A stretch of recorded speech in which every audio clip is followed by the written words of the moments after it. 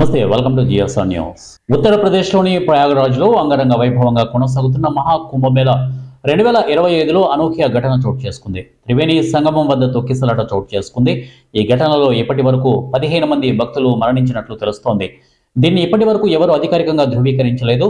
40 మందికి పైగా గాయపడ్డారు. వారిని హుటాహుటిన సమీప ఆసుపత్రికి తరలించారు.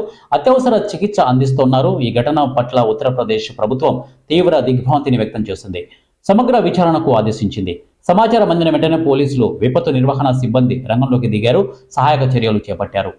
త్రివేణి సంగమం నోస్ పాయింట్ వద్ద అర్ధరాత్రి దాటిన తర్వాత ఈ తొక్కిసలాట చోటు చేసుకుంది. ఇక్కడి ఘాట్ల వద్దకు వెళ్లే మార్గం మొత్తం భీతావహంగా కనిపించింది. బ్యారికేడ్లన్నీ ఎక్కడికక్కడ పడిపోయి కనిపించాయి. తొక్కిసలాట చోటు చేసుకున్న వెంటనే అధికార యంత్రాంగం శరవేగంగా స్పందించింది. క్షతగాత్రులను హుటాహుటిన అంబులెన్సుల్లో మోతిలాల్ నెహ్రూ ఆసుపత్రికి తరలించింది.